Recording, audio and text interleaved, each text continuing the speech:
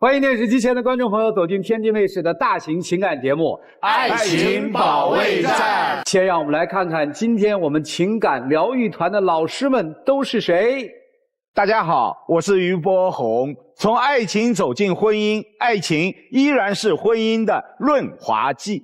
大家好，我是新唐米娜。愿有情人相爱容易，相处不难。认真倾听，真诚服务。大家好，我是赵川。大家好，我是曹鹤阳。情感生活遇烦恼，打开电视看爱宝。哎呦，好！大家好，我是你们的老朋友曲伟。想要被爱，放低姿态。接下来让我们请出今天的嘉宾朋友，有请。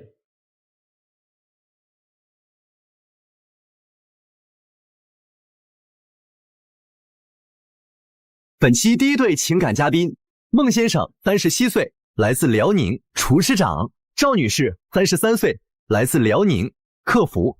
他们遇到了怎样的情感难题呢？花钱大手大脚，他还不顾家。后门简直就是没有比他再抠的人了，就是铁公鸡，一毛不拔。工作的压力还得考虑他们生活中他们那俩的情绪。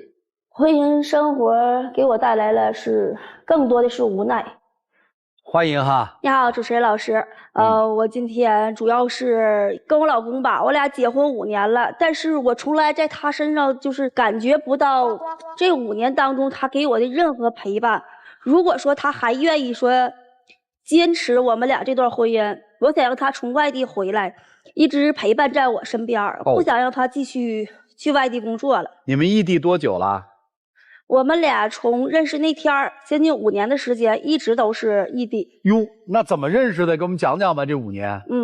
我俩那时候网恋认识的，然后也是老家都是东北老家辽宁锦州的。后来我是从锦州去到他工作的单位那儿，就是河北，去到那地方去找他而且呢是在他的单位我也在那上个班。先生做什么工作？我是在酒店担任厨师长一职。现在在哪儿生活呀？现在在我们辽宁锦州。先生呢？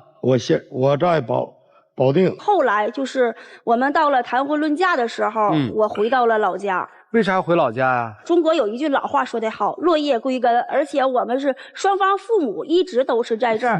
落叶归根是哪个岁数才落叶？不是，您这还绿绿葱葱呢，就是落叶。那倒不是，因为我们的双方父母年龄大了，我们要经常陪伴他，所以我们要回来。对，回了家之后，他怎么又到了河北了呀？因为在我们当地的工资是比较低的，不能养活起我们这一家人，再加上我又怀了孕5个月，他总是跟我俩生气。那时候吧，我们俩也是经营过一家小饭店，后来倒闭了，赔了20多万，他又回到了河北保定去工作。等于带着20多万的债，先生又从锦州的老家又去了保定。对对对。怀孕5个月，先生就不在身边了。对。那孕期什么的，他能陪伴吗？没有任何陪伴，孕期都是你自己一个人。对。那你们平常靠什么来维系你们的感情呢？靠打电话吧，然后他也不会经常接我的电话。为啥不接电话？老师，我真的跟你说，我从一个厨师熬到厨师长不容易。当然了，我是男人，我得顶天立地，我得照顾这个家，因为我的工作压力很大。有时候我媳妇儿她根本都不理解我，就无缘故给我打电话，一件小事情也给我打电话。我上边有着领导，还有着店长，我下边还有着一帮兄弟，我要做出一些情绪在工作当中。我兄弟怎么看我，我的领导怎么看我，所以说我没办法，我才会不接他的电话。我觉得他给我打电话没有多大事情，就是一些家里琐碎的事情，觉得他自己可以完成，所以我才不会去接这个电话。接个电话就影响工作情绪了，这是自己内心设定的情绪嘛。老师，我们干厨房的，就是有高峰期或者有酒店包席的时候，根本就在忙。本身我们酒店有这规矩，不允许拿电话，所以说我就没法接电话。那他只要是晚上5点到9点之间不打就可以了呀，换个时间就可以了呀。对，他不分时间，想打就给我打。那这个老不接电话的话，女生又怀着孕，应该情绪特别不好，是吧？对，因为那个时候自己挺着个大肚子，没有任何的收入，花的每一分钱都是娘家赔的嫁妆钱。那挣那些钱去哪儿了？我得要还那个债务，而且我作为领导，我得要去请手底的兄弟吃饭，我自己还有一些开销。所以说最后就到月就所剩无几了。你生孩子的时候他在你身边吗？他不在我身边。啊？我做唐代的时候遇着就是很大的麻烦。头天晚上我就是已经准备了一晚上不去进食，早上呢我也没有吃一口饭。明明是好的人吧，能10分钟就能走到，但那个路程我走了半个小时。那我问你，为啥你不打车？再说了，双方父母都健在，你为啥不叫父母陪你去检查？他口中的双方父母，他们是在老家，在农村，正好赶上你说春天种地的时候，他们谁也来不了。那天在医院里面验了血以后，我起来，我想买点面包去吃，但是我站起的时候根本就是站不住，就幸亏我后边来了一个护士，他拿着那个托盘一下子在我后边给我扶住了。如果说没有那个护士的情况下，我不知道说那个宝还会不会说出生。所以唐代做完以后，我选择说不要这个孩子，与其让这个孩子降生在一个不幸福的家庭，还不如说趁早说结束掉他。这是当时的那个情绪下的哈。对。后来呢？后来他从河北因为这件事儿回来了啊，陪到我预产期头1个月他走了。哪怕是你这几个月你不在我身边都行，怎么都可以，但是至少你预产期的时候，在医院有手术室的时候，签字的时候，别人问宝宝爸爸是谁的时候，你是不是应该在现场啊？你都回来了，为什么就那1个月就不能再熬一下了呢？因为当时很忙，每天在给我打电话催着我。当时我的想法就是，我马上要当父亲了，我得出去挣钱，我得养他们俩。所以后来还是妻子一个人把孩子生下来了，是吧？对。孩子出生之后怎么样啊？孩子出生了以后，他这个月没有过完，他就又走了。你生的时候他不在，你坐月子的时候他回来了，是吧？对，回来几天，然后又走了。啊。他就是这样一个人，完全不负责任的一个人。我啥叫不负责任呢？我是男人，我得养你们俩。我问你，没有钱行吗？我每天守着你，能守着钱吗？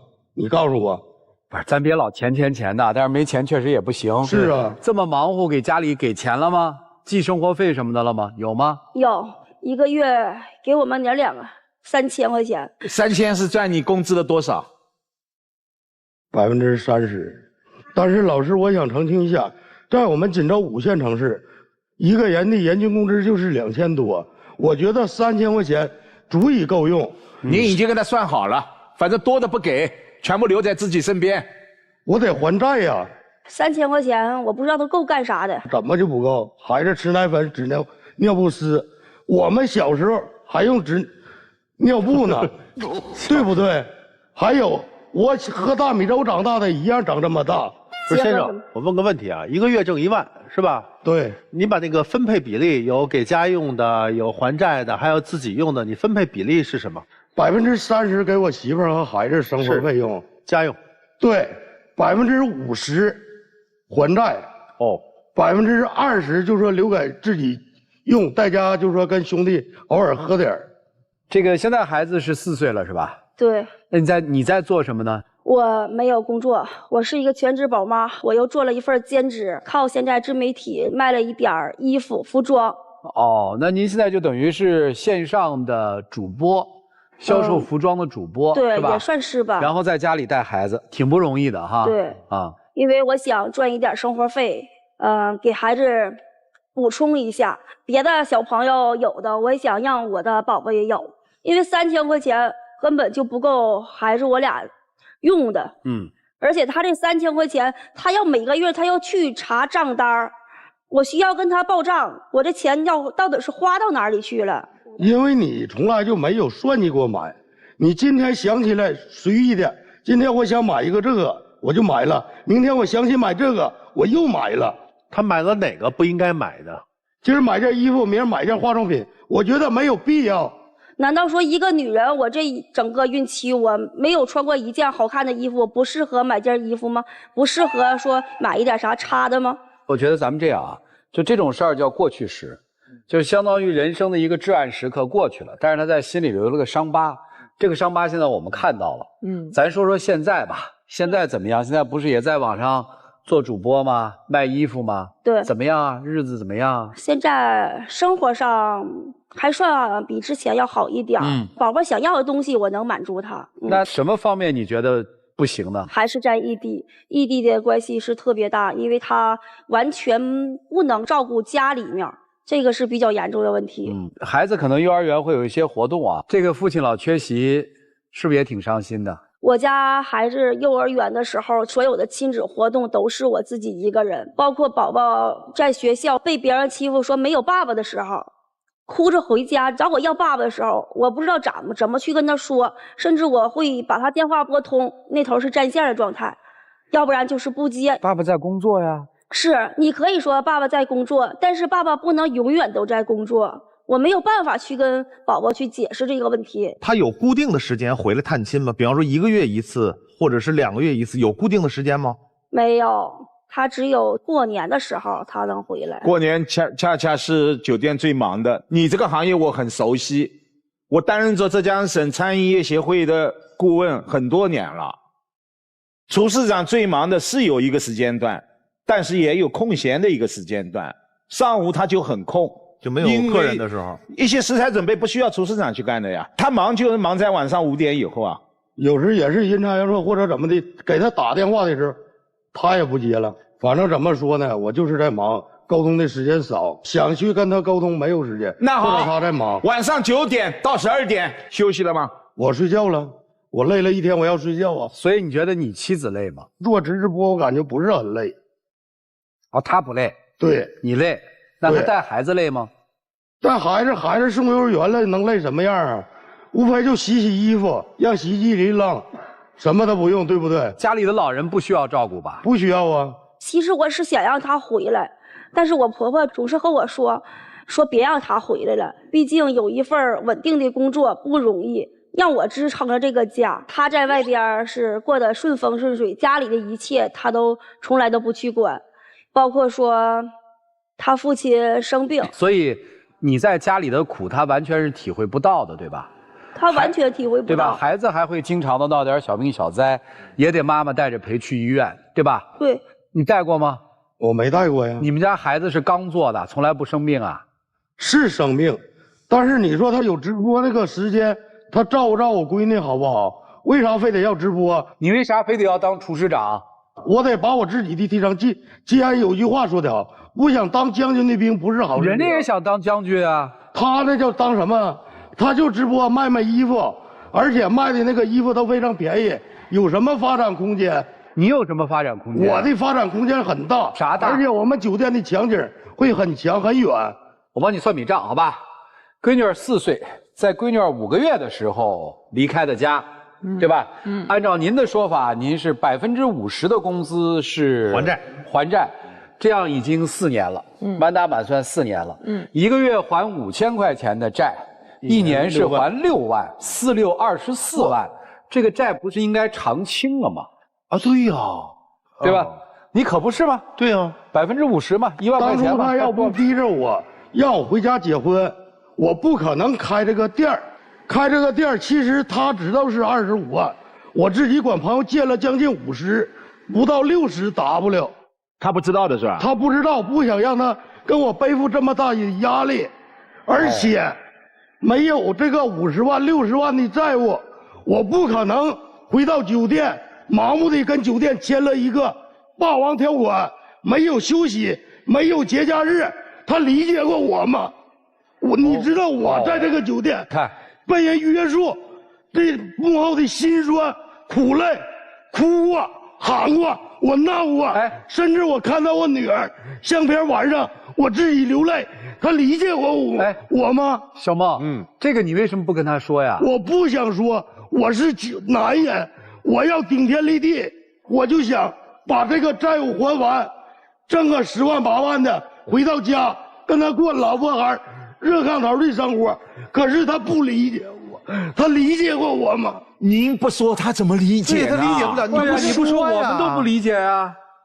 您要知道，女性是感性的呀。他碰到不如意的时候，他会无限的去放大心中的那种感受的。您告诉他5、60万，您看刚才说的时候，他都很惊讶呀。你是第一次知道吧？我不知道，一直我都不知道。他是你妻子呀，你为什么不告诉他呢？啊，60万。那你现在直播1个月能挣多少钱？我直播1个月能挣1万多块钱。你挣这1万多块钱，为什么没想过帮他还债呢？因为孩子要去幼儿园，孩子要去交保险，孩子要去吃很多营养。你什么幼儿园？这个不是你1万多，加上他每个月给你3000，咱就算1万3。咱举个例子啊，不多1万3，1万3你能存下多少钱？也就能存个3、4千块钱，因为老人他也需要支出。啊，好，3、4千的话，就是他给你的3000，咱就默认存上了，存了3000，你1个月的开支，家庭全家开支是1万。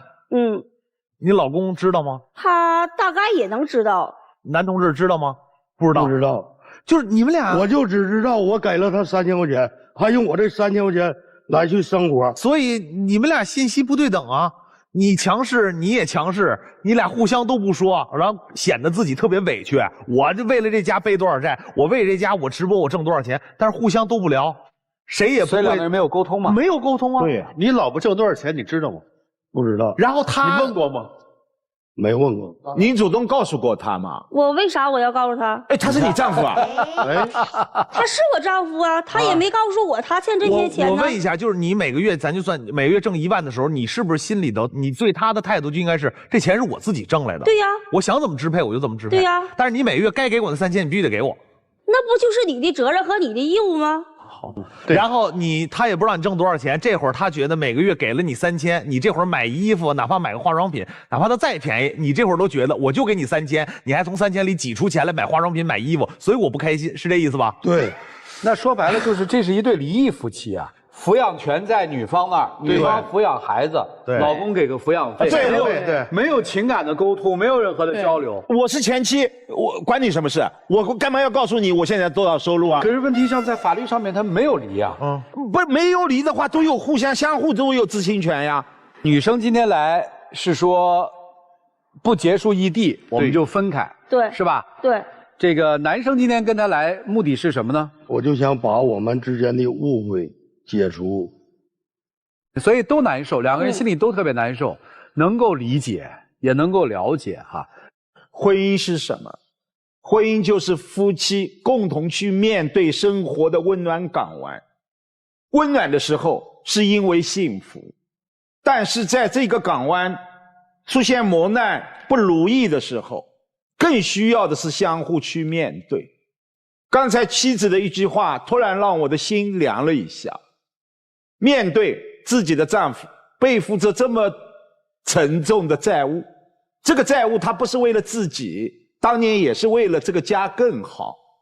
你熟视无睹，甚至自己直播现在做的能够1月1万都不告诉他，我赚的钱是我的，那他可不可以？我自己要活，我还要还债，我1万块钱我1分不给，可以吗？不可以。这就是男人的责任担当义务，妻子也是同样的。所以你们2个人很简单，如果想好好过，2个人就同频，就拥抱，相互温暖，相互面对。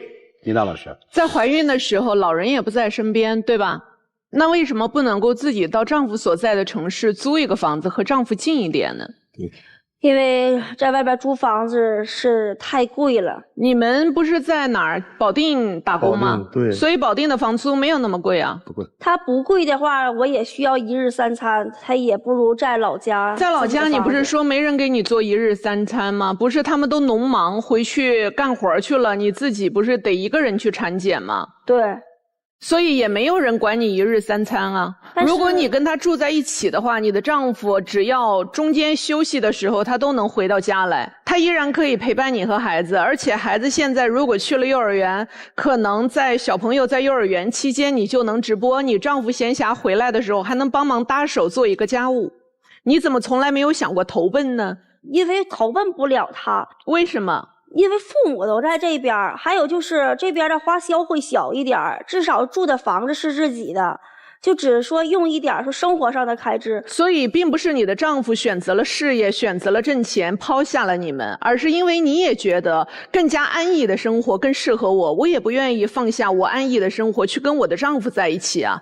如果你说你过的是丧偶式的育儿，那么这一个丧偶也是属于你自动选择的，没有人逼你做寡妇，你自己选择我要当一个寡妇似的来带孩子。我有丈夫我不去，我选择在家里。然后我在想，假如我是你，我该怎么破这个局？如果我的丈夫在那边是有一个稳定的工作，他的工作不能辞，而我又太需要来自于孩子父亲的给予的这一些照顾，该怎么办？小朋友只有4岁，所以小朋友是可以随着我走的。小朋友和我需要的房子也不需要多大，而且对于他来讲，有时候在厨房帮忙做，还会有一些什么剩饭剩菜的带回来吃。对，这样的话，可能不管是营养餐上，还是说孩子上，可能都有一个帮手。我的生活将会没那么局促。老家的房子我可以出租，如果我不愿意出租的话，我就放在那里。没有什么比我们2个人在一起更重要的了。如果我爱他，我会投奔他，毫无疑问。谁的工作更稳定，投奔谁。这不就是夫妻基本上能够做到的吗？最直接的解决方法就是保住你的工作，你挪到他那儿去，孩子带到当地上幼儿园，你搞好直播，他搞好厨师长，2个人齐心协力把债务还了，并且在异地，就像2个人你们在叶落归根之前，还能有一段在异地打拼的美好的甜蜜岁月，好吧？谢谢米达老师。我实话实说啊，如果我设身处地站在您的这个角度，我欠着债务，我又不敢跟媳妇说。这债务怎么欠的？大家都知道，刚才也解释过了，但是太巨额了，我只能默默的忍受，我去背这债务，所以我也是一身委屈。那谁让你不跟人说呢？对吧？这是第一个问题。第二个问题呢，你有你的委屈，我能理解。刚才人女方说了，早上起来低血糖，人家大肚子走那么远，你刚才非常自然的说，我妈也闲着呢，你妈也闲着呢，谁不能过来照顾你一下？人女方想的是不给老人添麻烦。但是我如果是你的话，作为一个男性，你有自己打电话说服说老太太你去看一眼我媳妇儿去，你有设身处地干过这个事儿吗？通过这个问题就延伸到你每天说的啊，我得有多忙，我没法联系你们，想打一个电话或者打一个视频，你一天哪怕腾出10分钟来，你也能看看孩子吧？没有。所以你有你的坚守，我要还债，但是你还债这不是应该的吗？那气不能撒在媳妇儿这边啊！你那小事儿，你那都不重要，我还债才重要。好，傻眼了吧？现在人家开始直播了，1个月人家不告诉你，人1个月挣1万。这会儿您的事儿先放下，我再说女方，你有没有气是你的事儿。他那3000块钱让你报账，你委屈，这个咱都可以单说。但是如果你真的想维系这个稳定的关系，你真的应该每个月冷静的思考之后，为了这个家，你可以适当的给他2000或者给他3000，你早让他还完这个债，他不就早回来了吗？如果真想为了孩子好，为了家庭好，你不是早应该帮助他把这事儿结束，让他没有任何借口在外边飘着吗？你们俩都没有共同努力过这个问题。当然我是往好的方向去说，所以我觉得你们俩信息不对等，沟通有问题，这个绝对是你们俩以后过日子的一个障碍。我说完了。你们俩现在就算把账算清楚了，住在一起一样争吵不断，因为你们俩都在家庭当中想让自己在高位。丈夫大男子主义太明显了，全都写在你的脸上，表现在你的一言一行上。我给你3000块钱，你给我报账。你那直播什么工作呀？应该照看小孩儿。我这背着60万账，但是我告诉你，当时那个亏60万，绝对是你的问题。想开饭馆，绝对是你盲目乐观了，都是听你的，他没有话语权。对，我特别能理解现在老婆为什么能说那是我挣的1万块钱，跟你无关。你想问，你想了解，但你抹不下这脸，人就不告诉你，因为什么？人觉得现在自己挣钱能力不比你差，所以你不比他高多少，妻子你也不比他矮多少，但你想要的现在就属于一种我在争这个家听谁的，你得回来，这婚咱才能不离，对吧？这是你态度。你们俩都太硬了，都太刚了，就僵在这儿了，就是在拼着这家应该听谁的，谁是这个家贡献最大的，缺一不可，我们要平等。所以说你们俩现在最需要解决的问题是这个家到底这日子怎么过，好不好？心平气和的好好，一定要在一起去谈谈感情，别谈那些钱，没有感情谈钱，只能越谈越远。就这样。就是我听完你们这个事儿之后，我觉得这是夫妻吗？对，这不是夫妻啊！我甚至觉得他们俩就没法在一起过了。对，为什么还在一起过呢？你们俩有什么在一起过的基础呢？他们就没在一起过过。对，因为是从来没过过，就是孩子有了，对，然后陪了那么几个月，走了，然后这边就一个人带，心里面充满了愤怒，对啊，我也都不知道给孩子灌输一些什么。居然一个妈妈自己的丈夫在外面努力的工作，不知道怎么跟自己的孩子说，那你这个石油工人的妻子怎么跟自己的孩子说爹啊？那就没爹是吧？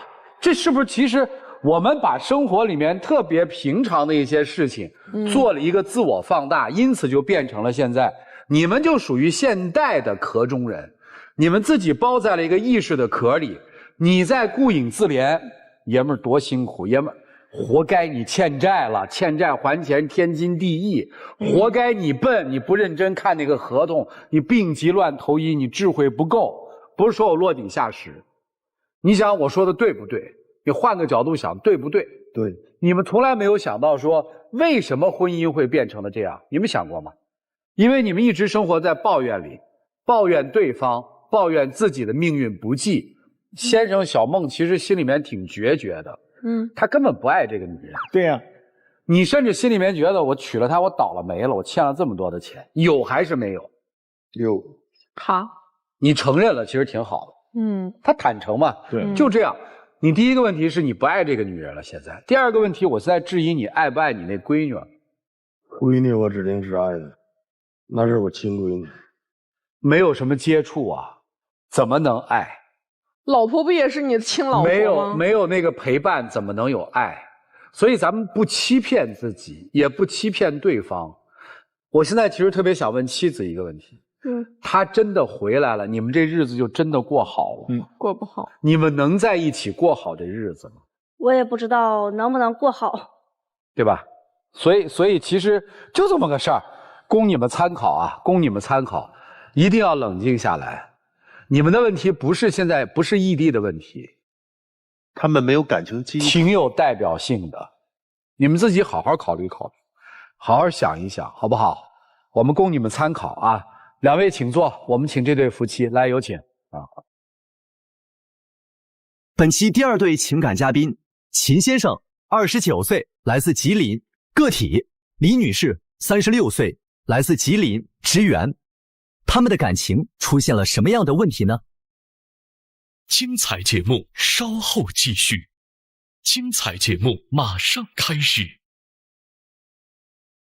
他就是一个母老虎，我在干什么事他都管着我。他现在吧，就是说的已经给不了我足够的安全感了，然后呢，经常和我撒谎，就是说家里边有什么事儿，你问他，从来没有一句实话。他不让我交朋友，不让我好友，然后我挣的钱呢，都给他了，全都花了，挣钱也拿不回来，已经对我和孩子已经没有那份责任心了。主持人好，我是来自吉林省长春市，我姓秦，我今年35岁。啊，你今年35岁啊？我这资料上面怎么你29啊？那你实际年龄是多少啊？我实际是29。那你刚才你告诉我们哦，那我你着急，你们俩结婚了吗？我们俩结婚了，没哦，姐弟恋是吧？是啊，这没事，这没关系，这没事儿，这有什么呀？结婚几年啊？我们结婚4年了。有娃没？有孩子，今年3岁。不是孩子都3岁了吗？你还这还有啥好瞒的？对呀，你瞒啥呀，小伙子？就是紧张嘛，因为没来过这种地方。我看你是不是习惯性的？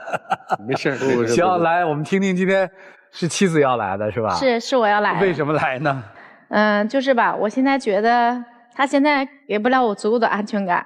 去年的时候吧，他就是想买一辆车，然后他就瞒着我，他自己在外面借了2000块钱，交了个定金。后期我发现了这个事儿，我说的这个车这个定金，您是自己攒钱买的还是借钱买的？他说这个钱是自己攒的。我说那你这样吧，也马上过年了，你把这个车退了，然后把这个钱要回来，然后咱们用在过年上。他第2天就告诉我，他说这个车我退了，钱要回来了，然后他没给我，我当时也是忙，我就给忘了。过了一段时间，我家就有人敲门，上门来要债来了。他说你老公在我这儿借了2000块钱，用来买车了。我当时就给他打了个电话，我说上次买车那个钱你不是说自己攒的吗？那既然是自己攒的，为什么还有人来要钱呢？当初这个钱不是因为要过年了吗？然后我兜里1分钱也没有，我想着就是过年了走亲戚那串门啊，买一些东西啊，因为也没多长时间嘛，借这个钱。我寻思我过完年之后上班都第1个月开支，然后再把这个钱给他。结果一些事情吧，然后导致我这个钱就没给上。然后我也没想到他去找到我家了。但是他这个人就是贼心不死，你知道吗？在今年的时候，他去快递驿站上班，他又瞒着我，他自己买了一辆金杯车，他开着这个车带着我跟孩子回我妈家嘛。我就问他了，我说这个车是公司的车吗？他说是的，是公司拉快递的车。我也没质疑他，我寻思那肯定是在驿站上班，这车就是公司的呗。过了1个月。他朋友给我打电话，他说我联系不上你老公了。你老公前几天不是买了一辆金杯车吗？我家要搬家，我想拉点东西。哎，我又打电话问他，金杯车到底是谁的？他说是公司的，不承认是他自己买的。我就不明白他为什么一而再再而三的和我撒这个谎。我当时给这个快递驿站公司上班，是早晨8点开始工作，到下午4点结束。我想着买了一辆金杯面包车，在闲暇的时间送些快递，挣点钱，家里面能宽住一些。然后结果呢，这个事儿呢还是没干成。是你这个事儿，那你没干成，那是你这金杯车你可以留着拉点菜，或者是你可以再做别的买卖，是不是？但是没有啊，我发现他上班下班时候又开了一辆小车，是上了临牌的。我就问他了，我说你怎么又开了一个临牌的小车呢？然后他说啊，小车是我同事的，我借开1天。我就也没在意，然后等过了几天，我又发现他连着一周他都是在开着这个临牌的小车。我就问他了，我说你同事的车人家不用吗？你怎么天天开人家的车呢？他也没跟我说清楚啊，一直都跟我说这个车是他同事的。现在我在这里，我就想问问他，这个车到底是谁的？那金杯车呢？我想问问他呀，金杯车去哪儿了？金杯车不见了，现在只剩下这个小车了。我其实并不关心这个啊。我倒关心另外一个问题啊。就这事儿不是可以夫妻之间商量的吗？对呀，老婆，我想弄个金杯车，我在驿站工作，我拉个活儿，这东西也不贵，就交2000块钱的定金，再交多少钱日常我1个月还多少钱？夫妻俩一商量这事儿不就完了吗？肯定同意啊。为什么你不跟他商量呢？就是我跟他怎么说，他都是不同意我去干这个事儿。因为我想去干这个事儿的时候，我跟他说了，他就一概否认我。你这个事儿我不让你干，那你就不能干，是这样吗？是这样的，因为他这个人咋的，就是有这个爱喝酒的毛病，所以说呢，有的时候吧，我就有点不放心他外边做事情，自己一个人去做，我就想等着孩子大了以后，我们2个一起自己再做点什么。所以说，我就希望他现在暂时性的能有一个稳定的工作。听懂了啊，得在你眼皮子底下干活。不能脱离你的视线。好，我心里面这个疙瘩解开了。下面来回答于老师的问题和你妻子的问题。金杯车去哪儿了？送快递的时候让我卖了。那挂着临牌的小轿车是打哪儿来的？准备干嘛用的？对，我们是个破案节目。来，你说说看。当时我给这个金杯车卖了之后，然后我不也换工作了吗？我就想着买一个小车。比较经济省油的啊，用来上下班代步。这次是为了享乐啊，不是为了生产，是吧？我问一个第一个问题，往前倒的，金杯车怎么来的？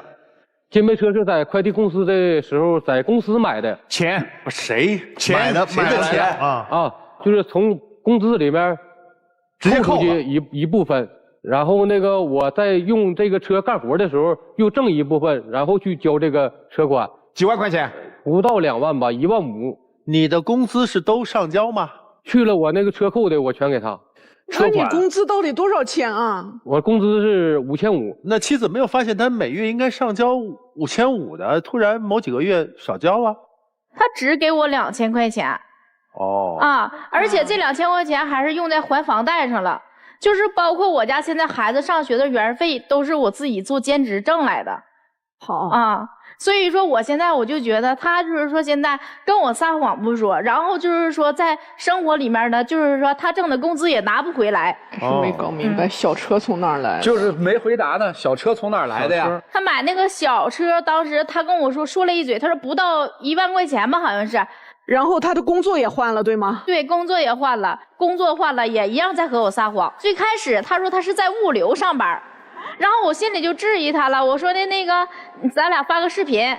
他说我现在忙着呢，物流现在又叉车又装货的，然后那个又有大车的，就这样他还是不接我视频。我每次发视频他都给我挂了，只有打电话他接，告诉我干活呢。等第3次的时候我又给他发视频，我说你这样咱俩就发视频，我就看一眼是不是你到底在哪儿上班呢？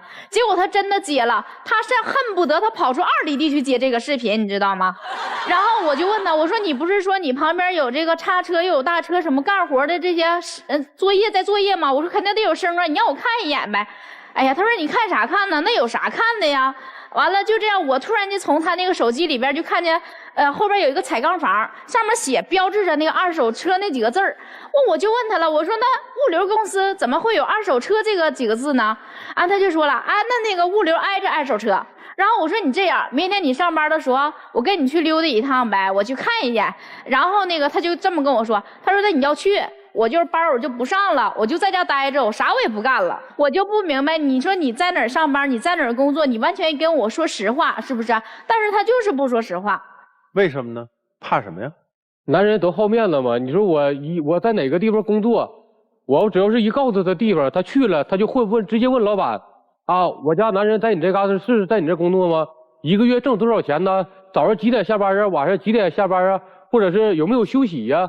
你说我一个男人在外面我也要面子，我不可能说是让他第一天去，他就到那给我一顿问。我想着是我给那嘎达稳定下来，我再告诉他。就以前都这么问过是吧？以前他也问过。哎，你为什么在老婆心目中这么不被信任呢？就是我跟他说的是每一个事情，包括我今天有朋友找我喝酒啊，我跟他说，我说老婆，我今天晚上去喝酒。他说啊，你接触这个朋友没有一个正经朋友，你去喝什么酒啊？你赶紧搁家给我待着，消停吃饭，吃完饭赶紧睡觉，明天继续上班。所以说导致我撒谎的原因就是说，那我得找个理由啊，或者公司有一些事情啊，怎么样我才能去出去。那你现在到底做什么工作呀？对，现在在卖二手车啊，还是二手车啊。啊，行吧，现在二手车卖的消停吗？他现在二手车，我跟你说，他刚干了半个月，但是吧，我就又发现一个问题。不是，你怎么老是发现问题呢？关键是他不跟我说实话呀。然后他这个人，他之前他不是一个就是说特别爱美的人嘛，就是说，哎，平时就是很普通的那样。我就发现他买了一个新手机。然后呢，又买的西服，又买的那个衬衫，就是给自己打扮的挺高大上的那种。那我就问他了，我说你这打扮成这样，你这钱都是哪来的呀？本来家里边的生活开销就已经很拮据了，到现在他都没跟我说出这个答案。就这个钱，就是我在那个买这个快递这个公司这个车子的时候，我不自己就是私自接了2个活吗？就是给快递送这个快递嘛。途中攒下的这个钱，你现在有外债吗？我现在没有外债，花钱买这些东西干嘛呢？啊，我不是卖二手车嘛，人家就是比如说比较中端的二手车，但是人家我的同事穿的都是西装啊，然后这个皮鞋呀，拿着这个好手机呀，我想着那人家都能穿这些，拿着这个东西，那我也想跟人家一样去，就提升一下自己的门面，对不对？对。我问个问题，这女方你在意男方每个月往家拿多少钱吗？在意。就现在就是他这个情况，后来买车，因为外边不往回拿钱了，那家里的收入就指着您一个人是吗？对。基本上多少钱呢？能说一大概齐吗？我们家就是说1个月房贷是2000，孩子上学的园费是1200，再加上生活开销，几乎我什么都不买，就是给孩子买点吃的，买点喝的。1个月5000块钱。用不上5000，但是4000多。对，这4000多都是我辛辛苦苦一点点攒的啊。就每个月其实支出都从您这儿出，对，他这边基本上什么都来不了。对。那你为什么不问丈夫要钱呢？我跟他要了，他没有。那您为什么对他这么不信任呢？因为什么呢？就是说他这个人啊，经常愿意喝酒。你出去喝酒也可以，但是你自己有个度，是不是啊？有一次5点下班嘛，我问他你怎么没下班呢？他说的我今天加班。我说的那都到晚上8点多了，你还加班吗？我又打了一个电话，结果电话就打不通了。本来他的行业就是做与车有关的，那你就天天开车，作为一个家里人肯定惦记这个事儿。你可以跟我说一声，你不回来也可以，你让我知道一声是吧？但是他不的，跟消失了一样，怎么找都找不到。正好我那儿有他老板的电话，我就问了一下，我说那个我老公现在在你那儿下班了没有啊？他说早都下班了。那结果人就找不到了，我是因为这个事儿才给他们家老板打的电话，所以说不是说的像他说那样我经常管着他或者怎么样的。那从你们俩相识一直到现在，在你的视野当中，他有什么事儿是干成过的吗？没有。这么多年都没有？没有。咋没有啊？有吗？倒腾车？娶她，就是娶她呀，娶她哦，这算一个，这就娶了你吗？对，应该你是上赶着嫁他了吧？不是，当年我自己是开那个烧烤店嘛，也是由朋友介绍他去我那吃饭啊。完后来我就一日忙不过来，我们俩加了微信之后，他经常去帮我干活啊。那个时候吧，他就是说的，为人还挺好的，因为你看也诚恳，也挺能干的，就这样我俩就慢慢交往了1年，后来就结婚了。哦，老板娘娶了店小二，娶了店小二。现在老板娘这个财力不行了。又担心店小二在外面闹些什么事儿来，对，所以看得比较紧。因此，咱们今天把话都挑明了说嘛，你是担心他喝了酒开车或者从事二手车这个，号称要摸车，还是担心这小子在外头沾花惹草？我现在担心的都不是这些，我就希望他能有一个稳定的工作。他就是总想着让我找一个班，就是早上上班，晚上下班，1个月给他保证拿回来5000块钱或者6000块钱，是吗？是，就最起码能有一个稳定的工作。为啥他一定要按你的标准去找一个职业呢？他为什么不能按照自己的喜好给自己规划职业呢？不是，如果他晚上不出去喝酒，这二手车的工作能做吗？我认为他做不了，因为我就是担心他这一点。所以是你给他设置了很多限制，你限制了他，在你的心里他是这也不能做，那也不能做，离开了你他是没法生活的。你给他时间了吗？这不二手车的工作做多久？半个月。半个月啊。哎，我问问，你没有给他时间啊？就是当他穿起西服，拿起手机，把自己包装的还不错，行走在二手车市场的时候，你有没有担心啊？也担心过。对，现在还担心呢吧？好，说一下，你觉得他找一个什么工作合适？哎，就是他之前做的快递驿站，就是那个拉快递的活儿，我觉得就挺稳定的。拉快递就行。为什么拉快递行，二手车就不行？因为快递周围都是男的。最起码是这样的。二手车没底薪最起码是这样的，因为快递公司的底薪它是稳定的，每个月它能保障我家里的房贷和孩子上学的开销。您那家烧烤店呢？早都已经不干了。为啥不接着干呢？因为我怀孕之后嘛，就没有人帮我，我自己也整不了。现在我得带孩子在家。麻烦了，你看啊，好多夫妻碰到各种困难的时候，第一个这个背锅侠，就是孩子，对吧？对。先生，你委屈吗？我觉得我不委屈。不委屈。你觉得二手车你干得好吗？还可以。你觉得二手车跟快递这两个相对来说，对你哪个更好一些？现在我感觉二手车对我更好一些期望值更高一些。半个月卖出几辆二手车了？卖出1辆。有1辆，这就有钱了吗？大概1500左右吧。喝酒跟卖二手车的业务有关吗？没关系，因为我感觉男人嘛，都在外面都有交朋好友嘛。你1个月在外面喝多少次酒？2、3次吧。花多少钱？大概一顿饭400、500。你知道现在家里缺钱吗？知道。你知道你现在没有稳定的收入吗？知道。你能把每次这喝酒咱能先省一省吗？在你心目中什么最重要？我儿子。你儿子需要钱，你知道吗？知道。你把那钱都喝了，所以其实不是反对你做二手车这个业务，而是你不尽自己父亲丈夫的责任，就是不靠谱感觉。对，这一位丈夫在我们的感受当中似乎已经撒谎成性，您时时不由自主的要去找一个理由甚至要去圆自己这样的谎言。你看一上来以后，赵传老师问您几岁，你脱口而出说自己35岁。你想不到的是，你们来爱情保卫战都是审核过的呀，都是查阅过身份证的呀，这个年龄就在我们这里29啊。你以为我们不知道？如果我们真不知道，是不是又被你蒙了呢？不是，我就而且是太紧张了，上来的时候。这个跟紧张没关系，因为紧张是语无伦次。我29岁，我或者我28、29，不会脱口而出镇定的告诉赵山老师说我35岁，这是紧张吗？这是谎言。哎，你丈母娘是不是一直认为你35岁啊？是啊，这就表明啊，所以就是他老婆教他撒的谎，年龄的谎是他老婆教的。现在在家里面，丈母娘家里面还是35岁了，你看。而且这个又说明了一个问题：撒谎久了，谎言也变真话了。其实你们两个人在某些问题上一拍即合呀。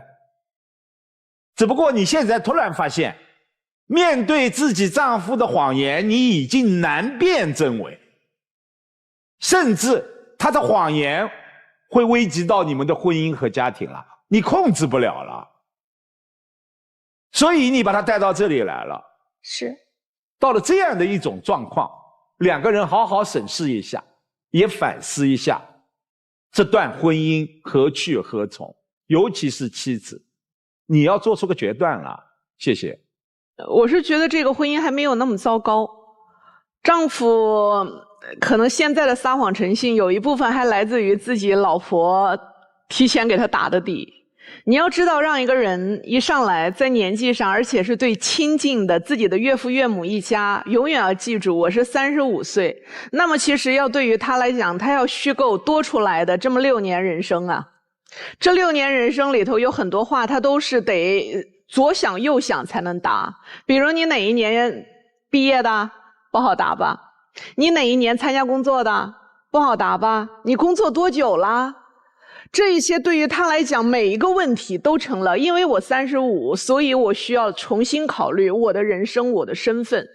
为了娶你，他迎合了你，慢慢的他也适应下来了，撒一点小谎无伤大雅，只要能够得到心爱的人或东西。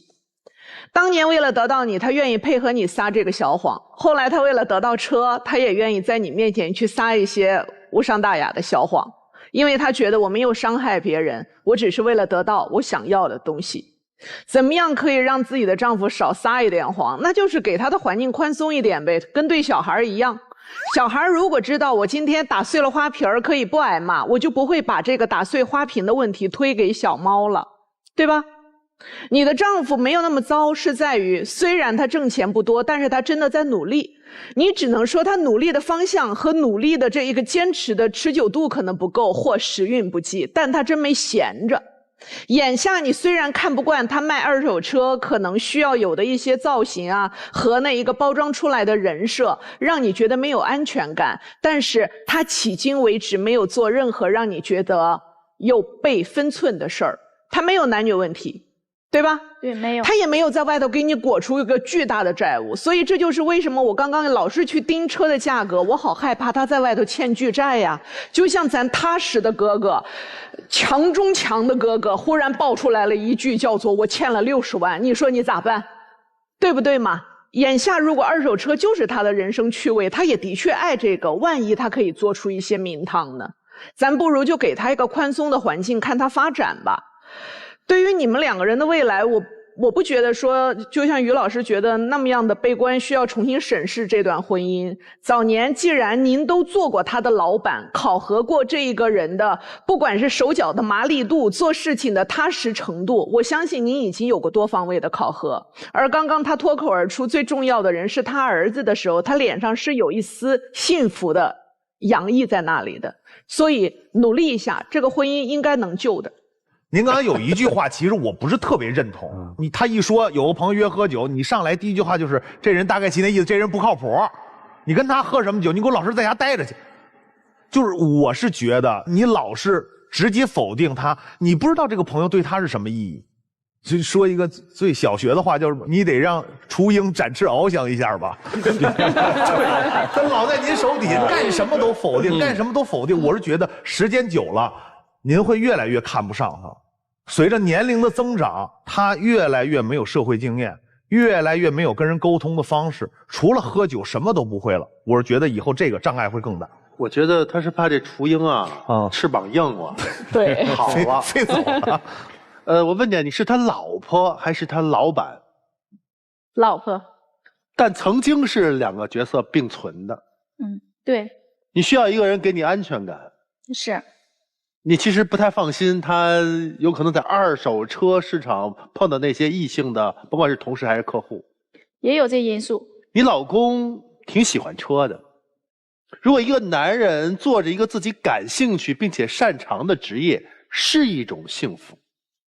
如果背后他的女人支持他这份工作，又是一种幸福。可你只看到了自己的感受，我要一个安全的，我要一个稳定的，我要你朝九晚五并且能够陪伴的。可是你没有给他足够的尊重和理解，导致了他对你不敢说真话。你让他在社交上没有面子了，他的朋友不是朋友，他的老板会给他印象说这个员工啊，哈哈，谎话重复，因为老婆要来跟他对最基本的这些信息，对吗？你让他怎么在社交场合去立足呢？不要恶性循环了，好不好？坦坦荡荡的让他去坦坦荡荡的去做一份踏踏实实的工作就好了，就这。我们说姐弟恋幸福的太多了。姐弟恋需要的是什么？姐弟恋需要的是姐姐的大心脏，姐姐的自信。你跟他一点都不自信，你就要让他跟家里人说是这样的，那是为了得到家里人的支持。那就是说，在你的内心，你都不看好你们俩的这个年龄的鸿沟，那你还怎么生活呀？你要不把这个放下来，你跟他迟早的事儿，我就真的不看好。真的。但是我相信你应该有那种女性成熟女性的力量感，你把这个调回来。对吧？现在我看妈妈们都活明白了啊。妈妈说卷不了孩子，咱就卷自己吧。对。那卷自己，我看现在的妈妈大概做几件事儿啊。第一件事儿像那个妈妈一样，玩命的直播，或者说把精力放在工作上去。这是第一种卷。第二种卷，除了工作，就像曲总一样的锻炼身体，那也是一种卷，对吧？因为卷腹，对吧？就是我锻炼身体嘛，身体是自己的嘛。你看，中国的妈妈早都不卷老公了，对，现在已经发展到第3阶段了。第一阶段叫卷老公，就像你这样的，老公干个啥都那个。第二个阶段是卷孩子，现在进入到第3阶段了，卷自己。对，你想想看，那个时候你喜欢他，去追他也好，还是他追你也好，是为什么？你那个时候是在职场上有风采的，就你本身是魅力四射的。你现在没有魅力了，过去是女神，现在是女警察，再过2年就是女神经，对不对？你这个你身份，你看你怎么变？人都有一个心理转化，你得去调。你要给他自由，你一定要给他自由，就是让他去试他喜欢的那一部分。你要坚信这个男人是爱你的，你爱他吗？爱。你爱他什么呢？爱他管你，爱他这个逼着你说谎，还是爱什么？他其实对我就是那种，就像啥似的呢？我在他边上就是一个小孩，他让我去做什么，我就去做什么，然后我们就会这个。一点不会争不会吵的。如果就是说他说了这个事我没去做的情况下，他就冲我闹闹。其实我知道他内心里边是有我的，就是非常惦记我呀，说我关门干活。这个话我给你翻译过来是什么？就是我特别喜欢他引领着我，但是我不喜欢他强迫我，对，引领和强迫是有区别的，你能了解哈？你看做过管理的人一点就透。希望你儿子幸福吗？希望。你确定吗？确定。从放手老公开始。哎，这个对的。您如果松弛下来了，他撒谎一定越来越少，到最后不用撒谎了。行了，我们今天又跟2对夫妻探讨了这个婚姻当中的一些快乐的、不快乐的、好的、不好的。你们自己拿主意，好不好？来吧，谢谢你们，请回，请回，请回。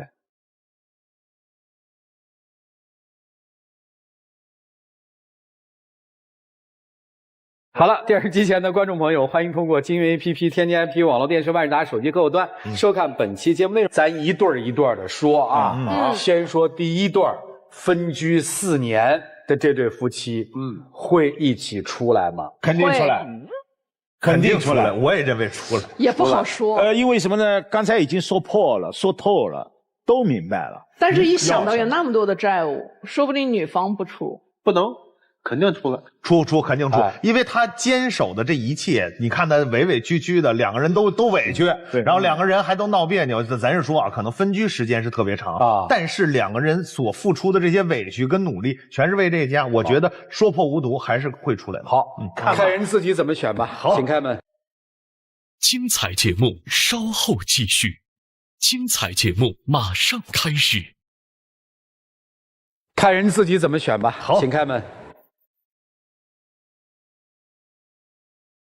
哎，你看，嫂嫂在这等着呢。好，拉着手出来的啊。啥意思啊？这是要来保定啦？对，太好了。来，拥抱一下，拥抱一下，见证一下，见证一下。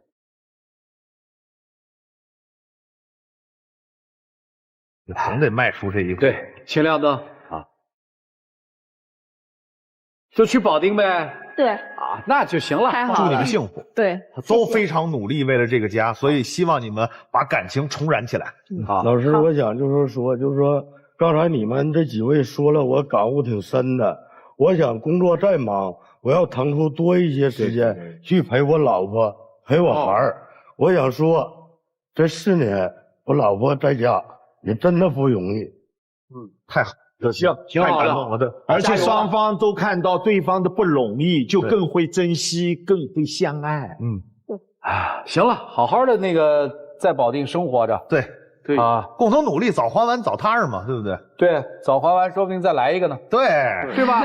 你不在一起了，你一看一说再来一个就乐了。对，你不就都乐了。你不在一起，你连再来一个可能性都没有。对，加油，谢谢你们，请回。性情中人，辛苦了。加油啊！加油！再来一个的可能性极大。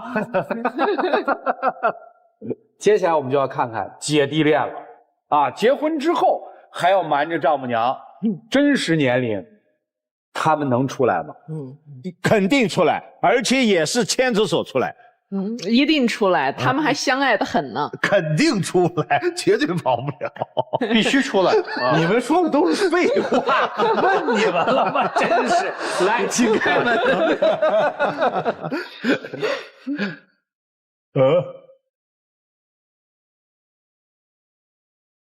咦，